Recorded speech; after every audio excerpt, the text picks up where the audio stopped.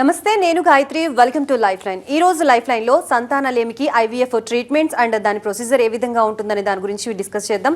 ఈ రోజు మనతో పాటు స్టూడియోలో అందుబాటులో ఉన్నారు డాక్టర్ గ్రీష్మ గారు ఫ్రమ్ 49 హాస్పిటల్. నమస్తే ma'am. Ma'am, first of all అసలు ఐవీఎఫ్ ట్రీట్మెంట్స్ అంటేనే ఇప్పుడు ప్రెసెంట్ అందరూ భయపడుతున్నారు, గ్యామెట్స్ మిక్సప్స్ జరుగుతున్నాయి అని చెప్పి. అండ్ వాటి గురించి అండ్ మిక్సప్స్ జరగకుండా 49 ఎటువంటి కేర్ తీసుకుంటోంది? సో అంటే ఇప్పుడు మనం ఈ రీసెంట్గా అంటే చాలా ఇవి చూసాం మనము ఘటనల వెలుగులోకి ఐవీఎఫ్ మిక్సప్స్. సో మనకి ఇప్పుడు ఐవీఎఫ్ సెంటర్కి రావాలంటే కూడా కొంతమంది భయపడుతున్నారు అనమాట, అంటే గ్యామెట్ మిక్సప్ జరుగుతుందేమో అని చెప్పేసి. సో మనకి అది first and foremost important thing అనమాట. అంటే మనం కపుల్కి వాళ్ళ డిఎన్ఏనే ఇవ్వాలి అని చెప్పేసి, వాళ్ళ స్పర్మ్ వాళ్ళ ఎగ్గే అనమాట. సో మనకి 49లో ఏంటి, వీఆర్ 100% షూర్ అనమాట. కపుల్ వచ్చినప్పుడు వాళ్ళ గ్యామీట్సే వాళ్ళకి 100% మనం ఇవ్వడం జరుగుతుంది. సో ఎట్లా మనం షూర్ చేసుకుంటాము వాళ్ళ గ్యామీట్సే అంటే, మన దగ్గర ఒక specific latest technology, European technology అనేది అందుబాటులో ఉందన్నమాట. దీన్ని ఏమంటారు అంటే ఆర్ఐ విట్నెస్ సిస్టమ్ అని అంటారనమాట. ఇదేంటి అంటే మనకి ఎట్లయితే ఒక ఐటెం కొనుక్కున్నప్పుడు ఒక బార్ కోడ్ ట్యాగ్ ఎలా అయితే ఉంటుందో, అలాగే మనము ఒక కపుల్కి ఆ బార్ కోడ్తో కూడిన ఒక చిన్న చిప్ లాంటిది ఇస్తామన్నమాట. క్రెడిట్ కార్డ్ సైజులో ఉండేది ఆర్ఐ విట్నెస్ కార్డ్ అంటారు.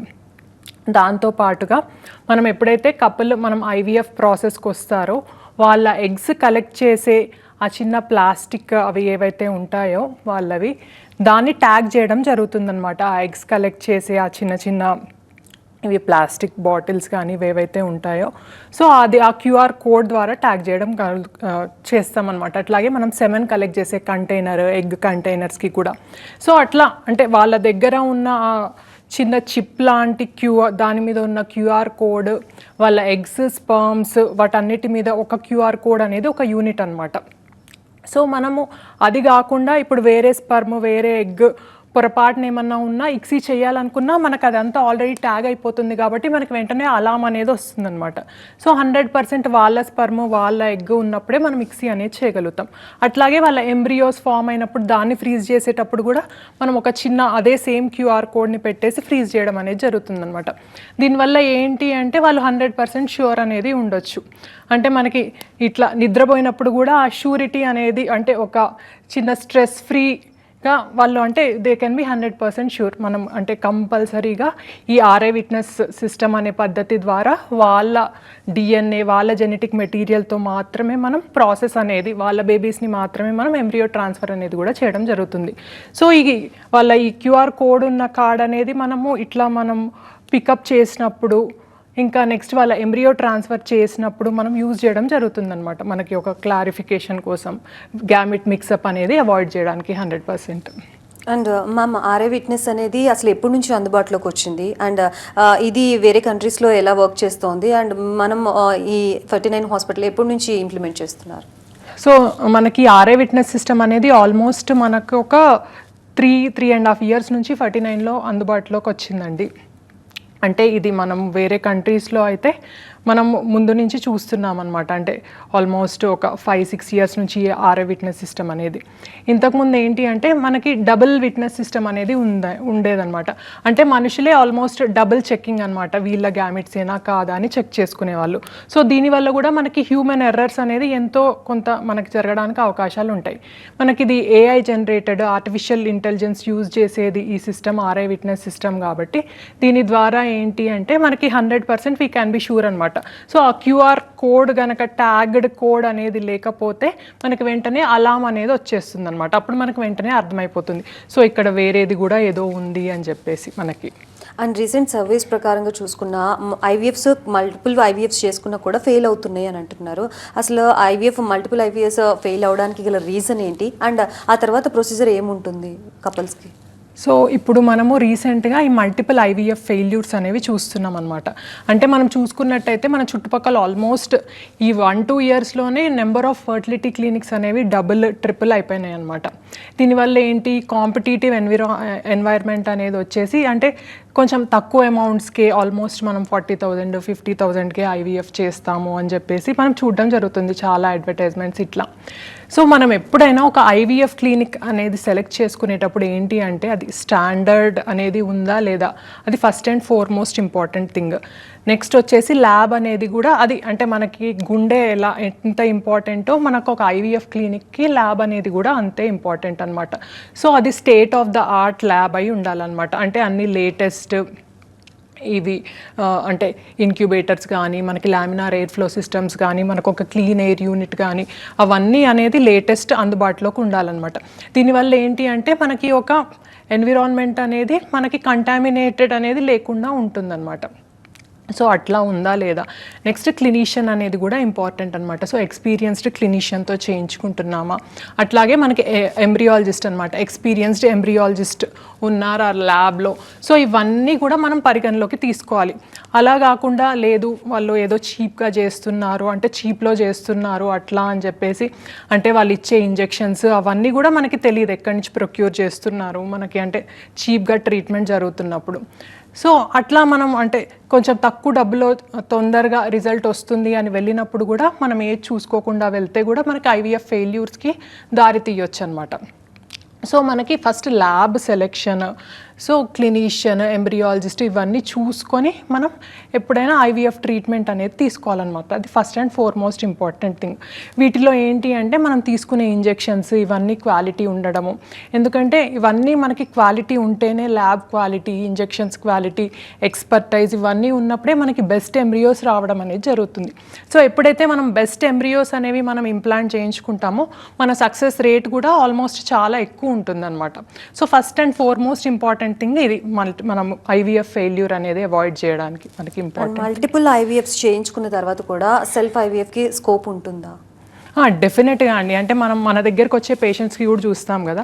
సో బయట వేరే క్లినిక్స్లో చేయించుకొని కొంతమంది Day 3 చేయించుకుంటారు. అసలు కొంతమందికి అసలు తెలియదు అసలు ఏం చేయించుకుంటున్నారు అంటే ఎన్ని ఎగ్స్ వచ్చాయి, ఎన్ని ఎంబ్రియోస్ వచ్చాయి, అసలు వాళ్ళు Day 3 ఎంబ్రియోస్ ట్రాన్స్ఫర్ చేయించుకున్నారా, అసలు వాళ్ళకు ఒక ఐడియా అనేది కూడా ఏది ఉండదన్నమాట. సో మనం ఫస్ట్ ఒక ఐవీఎఫ్ చేయించుకుంటున్నప్పుడు మనకు ఒక క్లారిటీ అనేది ఉండాలి. సో మనకి ఎన్ని ఎగ్స్ ఇవన్నీ అంటే ఒక డిశ్చార్జ్ సమ్మరీ కానీ మనకు ఒక రిటర్న్ షీట్ అనేది కానీ ఉండాలన్నమాట. మనకి తెలియాలి మనం ఏం చేయించుకుంటున్నాము అనేది. సో అట్లా మనకి అంటే ఏం తెలియకుండా ఏదో ఒకటి పెట్టించుకొని అట్లా చూస్తూ ఉంటాం. సో ఐవీఎఫ్ మనకి ఫెయిల్ అయింది అని వస్తూ ఉంటారనమాట. అట్లా 1 or 2 ఐవీఎఫ్ ఫెయిల్యూర్, కొన్నిసార్లు 3 ఐవీఎఫ్ ఫెయిల్యూర్స్ ఇట్లా కూడా చూస్తాం. సో మన దగ్గరకు వచ్చినప్పుడు ఒక డీటెయిల్డ్ హిస్టరీ అనేది తీసుకొని వాళ్ళ దగ్గర అసలు మనకి ఓవేరియన్ రిజర్వ్ అనేది ఎలా ఉంది ఇవన్నీ చెక్ చేసుకొని, అట్లాగే మనకి హస్బెండ్ స్పర్మ్, వేరే డిఎఫ్ఐ ఇట్లాంటివన్నీ చూసుకొని ఆ తర్వాత మనకి అవసరమైతే కపుల్ క్యారియోటైపింగ్ అనేవి చేయించుకొని సో ఒక సిస్టమాటిక్ వేలో వెళ్ళడం అనేది జరుగుతుందన్నమాట. సో అంటే వాళ్ళకి మన మల్టిపుల్ ఐవీఎఫ్ ఫెయిల్యూర్స్ అయినా కానీ సో అన్నీ బాగుంటే అంటే వాళ్ళ క్యారియోటైపింగ్ కానీ అన్నీ బాగుంటే మళ్ళీ వాళ్ళ గ్యామెట్స్ తోటే వాళ్ళకి ప్రెగ్నెన్సీ వచ్చే ఛాన్స్ హై ఉంటుంది. సో మన దగ్గర చూస్తాం బయట మనకి 2-3 ఐవీఎఫ్ ఫెయిల్యూర్స్తో ఉన్నా కూడా మన దగ్గరకు వచ్చి సక్సెస్తో వెళ్ళిన వాళ్ళు చాలామంది ఉంటారు. అండ్ మల్టిపుల్ ఐవీఎఫ్ ఫెయిల్యూర్స్ తర్వాత నెక్స్ట్ ఆప్షన్ ఏంటి అనగానే డాక్టర్స్ ఎక్కువగా సజెస్ట్ చేస్తున్నది డోనర్కి వెళ్ళండి, డోనర్ని చూస్ చేసుకుంటున్నారు. అసలు ఈ డోనర్ కాన్సెప్ట్ ఓకే కరెక్టేనా? అండ్ ఈ అలాంటి బిఫోర్ దట్ ఇందులోనే ఐవీఎఫ్ఏ సక్సెస్ అయ్యే మార్గాలు ఏమన్నా ఉన్నాయా? సో ఇప్పుడు అంటే చాలామంది మనం వింటూ ఉంటామన్నమాట, అంటే ఐవీఎఫ్ ఫెయిల్ అయింది అంటే వెంటనే డోనార్కి వెళ్ళండి అని. సో ఇది కరెక్ట్ కాదు. మనం ఏంటి అంటే ఫస్ట్ కపుల్కి ఒక ఇన్ఫార్మ్డ్ చాయిస్ చేసుకోవడానికి ఒక అవకాశం ఇవ్వాలి. సో అంటే మన అసలు రీజన్ ఏమై ఉండొచ్చు మన ఐవీఎఫ్ ఫెయిల్యూర్కి, సో ఏమన్నా పాలిప్ ఏమన్నా ఉందా, సో ఇంకా వేరే ఫైబ్రాయిడ్స్ లాంటివి ఏమన్నా ఉన్నాయా, సో సెప్టమ్ లాంటిది ఏమన్నా ఉందా, సో ఇవన్నీ మనం డీటెయిల్డ్గా అసెస్ చేసుకొని అట్లా చిన్న చిన్న ప్రాబ్లమ్స్ ఏమన్నా ఉంటే సో కొన్నిసార్లు వాళ్ళ థైరాయిడ్స్ కానీ వాళ్ళ ఈ హార్మోన్స్ కానీ ఇవన్నీ చూసుకొని అన్నీ నార్మల్గా అంటే నార్మల్సీకి తెచ్చుకొని మనం అట్లా కూడా అంటే వాళ్ళ ఎగ్ రిజర్వ్ తక్కువ ఉంది అనుకున్నప్పుడు, లేదు వాళ్ళ ఫ్యామిలీలో ఏవో జెనెటిక్ ఇష్యూస్ ఉన్నాయి అవి మనకి క్యారీ ఫార్వర్డ్ అవుతున్నాయి, సో దానివల్ల కూడా మనకి ఇంకా అంటే వాళ్ళ గ్యామెట్స్ యూజ్ చేసినప్పుడు ఏదో ఒక ప్రాబ్లంకి దారి తీయొచ్చు అనుకున్నప్పుడు మనం డోనార్కి వెళ్ళండి అని చెప్తామన్నమాట. మనకి అట్లాగే హస్బెండ్ స్పర్మ్ అనేది చూసుకున్నట్టయితే స్పర్మ్ అనేది అసలు నిల్గా ఉంది, మనం ఎంత మైక్రో టీసీ ఇట్లాంటివి చేసినా కూడా స్పర్మ్ రిట్రీవల్ ఛాన్సెస్ అనేవి చాలా తక్కువ ఉన్నాయి. ఇంతకుముందు ఆల్రెడీ వాళ్ళు అట్లా మైక్రో టీసీ అట్లా చేయించుకున్నారు, అయినా కూడా వాళ్ళకి ఇట్లా అంటే మనకి స్పర్మ్ అనేది రాలేదు. సో అట్లా అంటే మనం తప్పనిసరి పరిస్థితుల్లో ఇట్లా డోనార్ అనే ఆప్షన్ ఉంది అని చెప్తాం. అంతేగాని ఎప్పుడు కూడా కపుల్ని ఫోర్స్ అనేది చేయడం జరగదు. వాళ్ళకి ఇన్ఫార్మ్డ్ మనం ఇది చెప్పిన తర్వాత ఇన్ఫార్మ్డ్ చాయిసెస్ అనేవి మనం కపుల్కే ఇస్తామన్నమాట. సో మీ గ్యామిట్స్ ద్వారా వెళ్తే మనకి సక్సెస్ ఇంత ఉంటుంది, లేదు మనం థర్డ్ పార్టీ రిప్రొడక్షన్ అంటే వేరే గ్యామిట్స్, వేరే ఎగ్ కానీ వేరే స్పర్మ్ కానీ తీసుకొని మనం వెళ్ళినట్టయితే ఇంత ఉంటుంది సక్సెస్ అని ఇన్ఫర్మేషన్ ఇచ్చి దాని తర్వాత డెసిషన్ అనేది వాళ్ళకు వదిలేస్తామన్నమాట. మనం ఈ మధ్య ఇంకొకటి కూడా చూస్తున్నాం. సో కొంతమంది ఏంటి అంటే మనం లేట్గా రియలైజ్ అవుతారనమాట, అంటే వాళ్ళకి మ్యారేజెస్ కానీ నెక్స్ట్ కిడ్స్ కానీ. కొంతమంది మనకి 43-44 ఇయర్స్లో మాకు కిడ్స్ కావాలి అని వస్తారనమాట. వాళ్ళకు కూడా మనకి ఫస్ట్ ప్రిఫరెన్స్ ఏంటి అంటే వాళ్ళ ఓన్ గ్యామిట్స్ తోటే మనం వెళ్ళాలి. సో మనం ఫస్ట్ వాళ్ళు అసలు ఎగ్ రిజర్వ్ ఎలా ఉంటుంది అవన్నీ చూసిన తర్వాత సో వాళ్ళ గ్యామిట్స్తో వెళ్తే మనకి వాళ్ళకి అంటే జెనెటికలీ నార్మల్ బేబీస్ వచ్చే అవకాశం ఎట్లా ఉంటుంది అన్నీ ఎక్స్ప్లెయిన్ చేసి, డోనార్తో వెళ్తే ఎట్లా ఉంటుంది అవకాశాలు అన్నీ ఎక్స్ప్లెయిన్ చేసిన తర్వాత మనం ముందుకెళ్ళడం అనేది జరుగుతుంది. అండ్ ఐవీఎఫ్ సెంటర్ దాకా వచ్చారంటే ఆల్మోస్ట్ వాళ్ళు చాలా హోప్స్ పెట్టుకొని గోత్రూ అయ్యే వచ్చి ఉంటారు. అండ్ ఐవీఎఫ్ రిజల్ట్ అనేది వాళ్ళ మీద ఏ విధంగా ప్రభావితం చేస్తుంది, అండ్ వాళ్ళని కన్సోల్ చేయడం కానీ మెంటల్గా ప్రిపేర్ చేయడం కానీ ఏ విధంగా ఉంటుంది ఫెర్టినైన్లో? సో ఇప్పుడు మనకి ఐవీఎఫ్ అనేది ఏంటి అంటే మనం ఒక ఎమోషనల్ ఇది అనమాట. చాలామంది కపుల్స్ అది ఎమోషన్స్తో కూడుకున్నది, మనకి ఫైనాన్సెసే కాకుండా. సో మనకి ఎమోషనల్ సపోర్ట్ ఇవ్వడం అనేది కూడా ఒక మోస్ట్ ఇంపార్టెంట్ ఆస్పెక్ట్ అనమాట మనకి ఐవీఎఫ్ ట్రీట్మెంట్లో. సో కపుల్ వచ్చినప్పుడు సో వాళ్ళతోటి అంటే వాళ్ళ టైం స్పెండ్ చేసి వీళ్ళున్నంత వాళ్ళని అర్థం చేసుకొని మాట్లాడడం అనేది జరుగుతుంది. సో ఇంకా మన దగ్గర ఏంటి అంటే సైకలాజికల్ కౌన్సిలర్ కూడా అందుబాటులో ఉంటారనమాట. సో ఇంకా వాళ్ళకి ఏమన్నా ప్రాబ్లం ఉంటే ఇంకా డీటెయిల్గా ఇన్డెప్త్ కౌన్సిలింగ్ ఇవ్వడం జరుగుతుంది. సో వాళ్ళతో కొంచెం మెంటల్గా మనం కనెక్ట్ అవ్వడం జరుగుతుంది అనమాట. ఎమోషనల్ సపోర్ట్ అనేది ఇవ్వాలి, అది మోస్ట్ ఇంపార్టెంట్ థింగ్. సో ఎందుకంటే కొంతమంది కపుల్ వచ్చినప్పుడు వాళ్ళు చాలా యాంగ్జైటీకి గురవుతారు, అంటే ఐవీఎఫ్ ట్రీట్మెంట్స్ అంటే చాలా భయపడిపోతూ ఉంటారనమాట.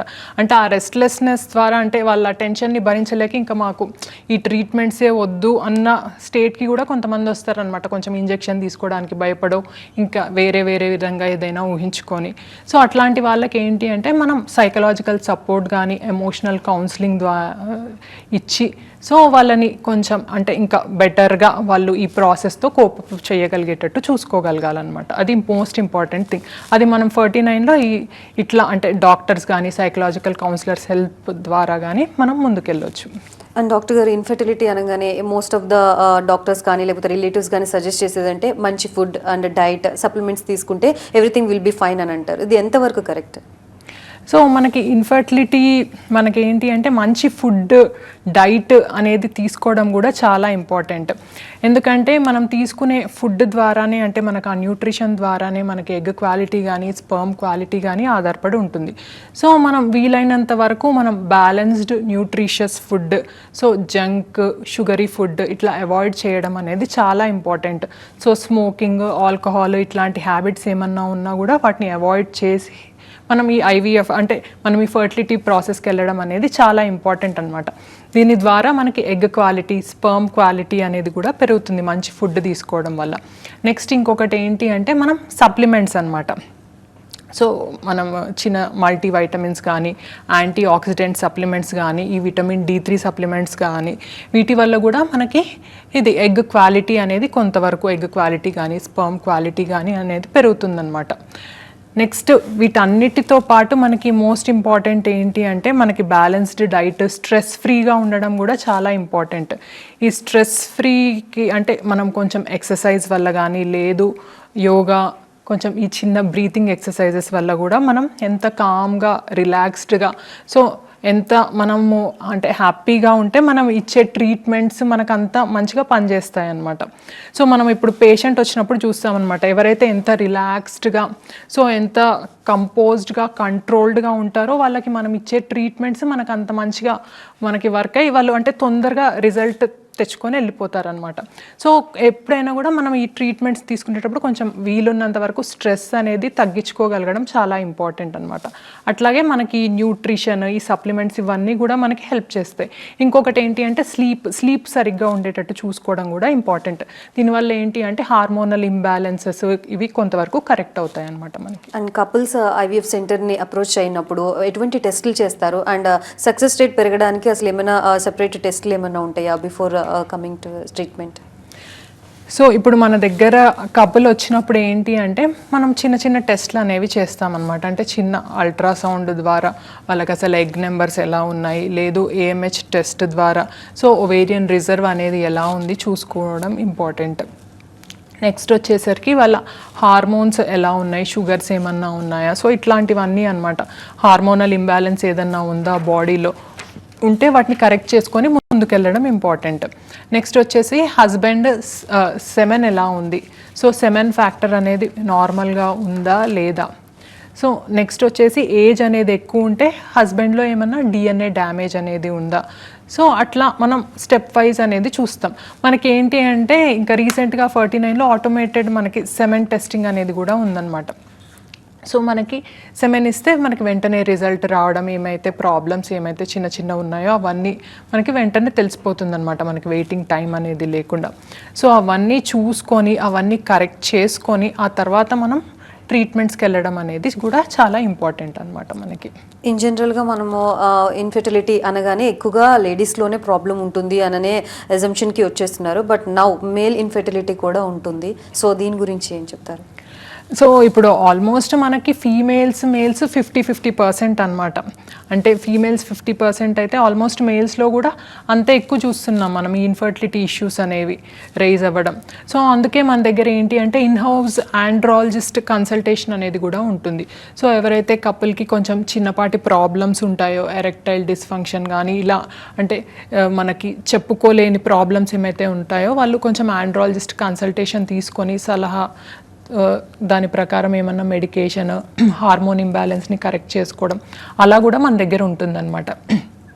నెక్స్ట్ వచ్చేసి మనకి ఈ సెమెన్లో అంటే డిఎన్ఏ డ్యామేజ్ ఎంతవరకు ఉంది అది చూసుకొని మనకి ఈ సర్జికల్ రిట్రీవల్ ఆఫ్ స్పర్మ్ అనమాట. అంటే మనకి సెమెన్ అనేది సరిగ్గా లేని వాళ్ళకి, తక్కువ ఉన్న వాళ్ళకి, లేదు జీరో కౌంట్ ఉన్న వాళ్ళకి మనకి వాళ్ళకు కూడా మనం నెక్స్ట్ సర్జికల్ అంటే సర్జరీ ద్వారా స్పర్మ్ ఎంతవరకు రిట్రీవ్ చేసుకోవచ్చు. సర్జరీ అంటే అదేదో పెద్ద సర్జరీ కాదు, చిన్నదనమాట. అంటే టెస్టికులర్ స్పర్మ్ ఆస్పిరేషన్, టెస్టిస్ నుంచి డైరెక్ట్గా స్పర్మ్ వచ్చే ఛాన్స్ ఎంతవరకు ఉంది. మైక్రోటీసా, ఇప్పుడు ఈ మైక్రోటీసా అనే టెక్నాలజీ ద్వారా కూడా మనకి ఆల్మోస్ట్ చాలా ఎక్కువ ఉంటుంది అనమాట స్పర్మ్ లేని వాళ్ళకు కూడా స్పర్మ్ రిట్రీవల్ ఛాన్సెస్.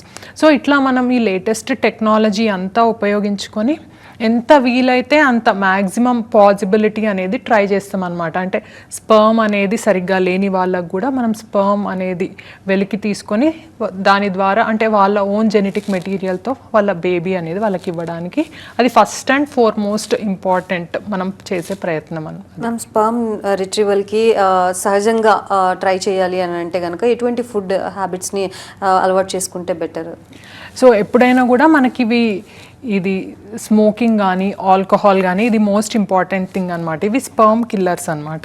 సో వీటికి దూరంగా ఉండడం అనేది చాలా ఇంపార్టెంట్.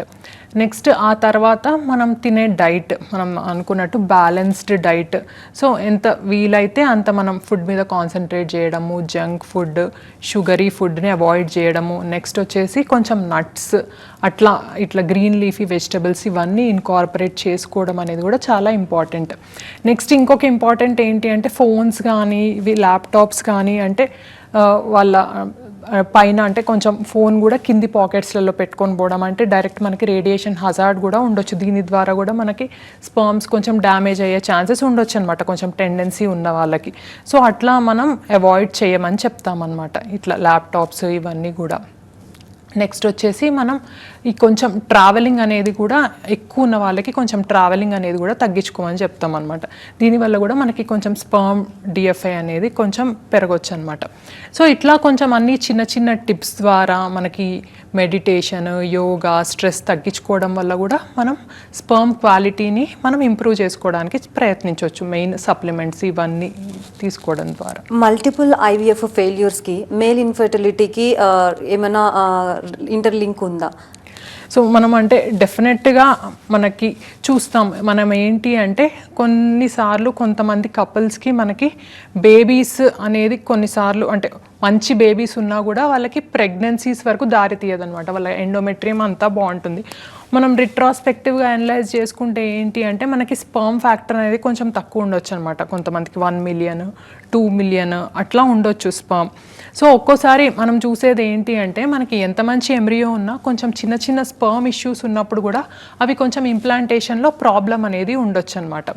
సో మరి దాన్ని నెక్స్ట్ ఎలా ఓవర్కమ్ అవ్వాలి అంటే ఇంకా కొంచెం ఇంకేమన్నా స్పర్మ్ని మనం పెంచుకోవడానికి మనం ఇంకా ఏమన్నా ఫుడ్ ద్వారా కానీ కొంచెం సప్లిమెంట్స్ ద్వారా కానీ అట్లా ఇంకేమన్నా మనం ఒక ట్రయల్ పీరియడ్ అనేది ఇచ్చి కొంచెం స్పర్మ్ ఫ్యాక్టర్ని స్పర్మ్ క్వాలిటీని పెంచుకొని మనం నెక్స్ట్ సైకిల్ చేసుకుంటే వాళ్ళకి డెఫినెట్గా గుడ్ క్వాలిటీ ఎంబ్రియోస్ అనేవి వచ్చినప్పుడు ఇంప్లాంటేషన్ ఛాన్సెస్ అనేవి కూడా పెరుగుతాయి అన్నమాట. ఎందుకంటే మనకి మెయిన్ బేబీ మనకి డే 3 నుంచి డే 5 వరకు యాక్టివిటీ అనేది బాగుండాలి అంటే మనకి మేల్ డిఎన్ఏ అనేది కూడా చాలా ఇంపార్టెంట్ ఫ్యాక్టర్ అనమాట. దానివల్ల కూడా మనకి బేబీస్ యాక్టివిటీ అనేది పెరిగి ఇంప్లాంటేషన్కి హెల్ప్ చేస్తుంది. Right, thank you so much doctor గారు for being here and explaining about all these things. Once again thank you so much. So చూసారు కదా, ఇది ఇవాల్టి లైఫ్ లైన్. రేపటి లైఫ్ లైన్లో మళ్ళీ కలుద్దాం. అప్పటి వరకు చూస్తూనే ఉండండి TV9.